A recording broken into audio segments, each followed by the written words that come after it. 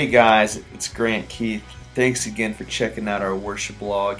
Each week I will just touch base on a few things that will happen in our services this weekend to help you prepare for it, help you know how the thought processes happen, and just to encourage you with something in regard to the Word, in regard to your worship life as the week continues.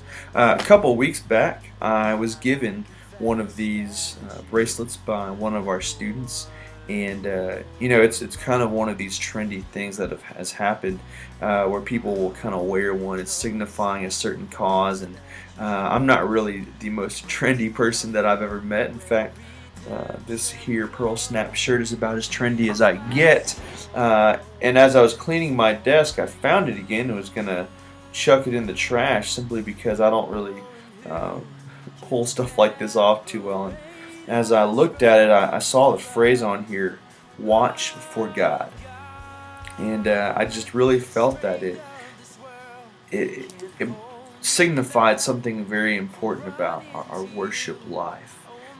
Watch for God. I fully believe that our ability to see God's movement and His work in our lives depends solely on our closeness with Him. We see that throughout the Bible. Characters like Joshua, Jehoshaphat, David, as he worked through trials with Saul, Elijah, in the New Testament, Paul and Silas. One of the places in the New Testament that I really see someone's closeness with God reflect their ability to be wrapped up and caught up in His work is in the writings of John and Revelation. This weekend we're doing a song in both of our services called Revelation Song, and it comes from Revelation chapter 4. I want to read just a few verses of this chapter so that you can get an idea as to what John experienced as he wrote this. It says, "After this I looked, and there before me was a door standing open in heaven, and the voice I had first heard speaking to me said, 'Come up here, and I will show you what must take place after this.' At once I was in the Spirit." And I love that he says, "At once I was in the Spirit."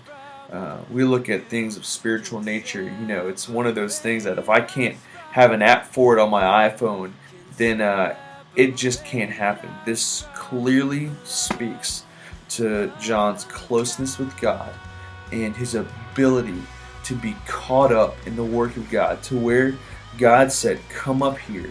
Let me show you something about myself, something I have not disclosed to anybody else in history." It says, "At once I was in the Spirit, and there before me was a throne in heaven with someone sitting on it, and the one who sat there had the appearance of jasper. A rainbow resembling an emerald circled the throne. Surrounding the throne were 24 other thrones, and seated on them were 24 elders. They were dressed in white and had crowns of gold on their heads. From the throne came flashes of lightning, rumblings, and peals of thunder. Before the throne 7 lamps were blazing. These are the 7 spirits of God. Also before the throne there was what looked like a sea of glass, clear as crystal. In the center around the throne were 4 living creatures, and they were covered with eyes, in front and in back. The first living creature was like a lion, the second was like an ox, the third had a face like a man, the fourth was flying like an eagle. Each of the 4 living creatures had 6 wings and was covered with eyes all around, even under their wings. Day and night they never stopped saying, 'Holy, holy, holy is the Lord God Almighty, who was and is to come.'" John's closeness with God allowed him to be caught up in what God was doing, to see an aspect of God that no one else in history had ever seen. He was watching for God. This weekend we've got some amazing songs that we're going to use in worship, that our team is going to use as they lead you in worship. One of those songs, as I said, is Revelation song. The chorus, holy, holy, holy is the Lord God Almighty, who was and is to come. I encourage you, as you watch for God this week, know that that song, things that you sing in that song, are not just words that we sing here and now in 2011. They are words that have been sung throughout history, throughout eternity, in heaven. You reflect what heaven is doing. So I encourage you, be aware of what God's doing.